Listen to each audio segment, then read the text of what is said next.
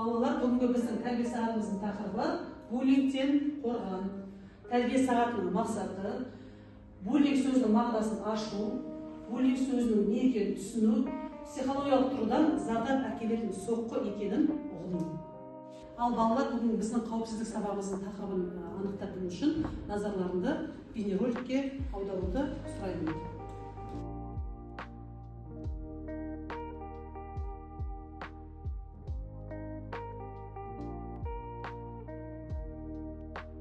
Видеороликтен не тамашаладық. Соны білу үшін үш неліктен әдісі арқылы видеороликті талдайтын боламыз. Сонымен бірінші сұрақ, неліктен бұл видеоны көріп отырмыз? Кім жауап береді?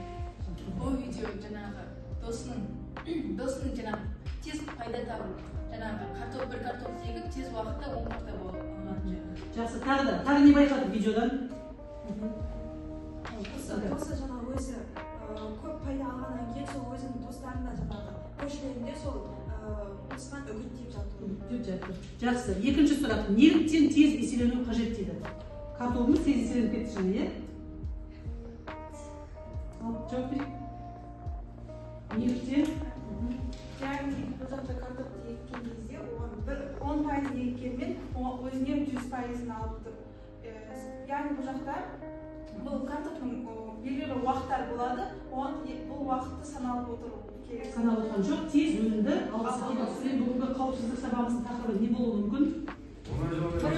Бір өнімнен өзіне көп тиімділік аталады. Тағы да. Оңай жолмен ақша табу. Оңай жолмен ақша табу. Және ақшаны қалай табу? Тез әрі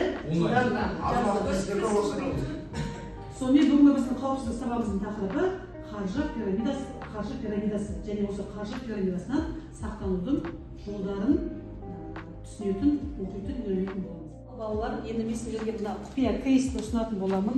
Осы құпия кейстің ішінде не бар деп ойлайсыңдар? Не болуы мүмкін? Бомба. Не болуы мүмкін?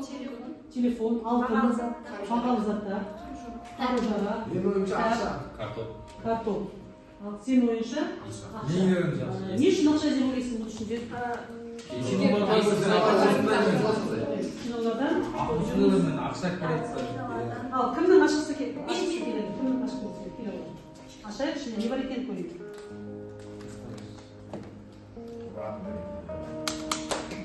Міне, ішінде сонымен Руслан дәл тапты, ішінде ақша. Ал енді сендерге балалар сұрақ. Осындай көп көлемдегі бір кейс толы ақшаны бір мезетте қалай табуға болады? Бір мезетте деген абай бір күнде осындай ақшаны таба аламыз ба? Қалай табуға болады? Арам жолын табуға болады. Жемқорлықпен дейді. пара арқылы, банк тонауға. Мына бір кейс толы ақшаны өздері айтып шықтыңдар, бір мезетте қалай табуға болатынын анықтап тұрып айтты. Алайық жолмен табуға болады дегендер, банктерді тонау арқылы табуға болады.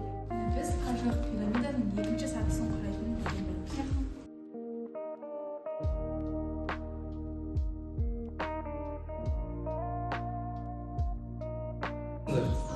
біз дейтін пирамидаға қарсы болуымыз керек. Оңай жолмен ақша табу бұл ешқашанда жақсылыққа апармайды. Бұдан аулақ бол. Қалай сақтануға болады? Менің ойымша, олардың сақтану үшін бұндай заттарға сенуге болмайды. Телефонда звондаған кезде қоңырауға жауап бермеу керек. Және де достарына айтса сенбеу керек. Бұл өтірік нәрсе, бұдан ешқашан ешкім байып кеткенін. Егер бұны құрған адам ғана байымаса, одан кейінгі оның серіктестері байығанын ешқашан естімейміз. Тағы да қалай сақтануға болады? Қалай сақтансақ болады? Қайсысы? Біреулер үгіт насихат жұмыстарын жүргізсе, адамды сүймеу жақсы. Еріксіз ақшаны көбейтемін деген секталарға қосылмай, тек адал жұмыс. Алдардағы стикерді сабағымызды қорытындылау үшін қаржы пирамидасы бұл деп аяқтайықшы бір ауыз сөзбенен. Қаржы пирамидасы бұл Ақшаны заңсыз табу жолы. ақшаны заңсыз табу жолы. Жақсы сұрақ.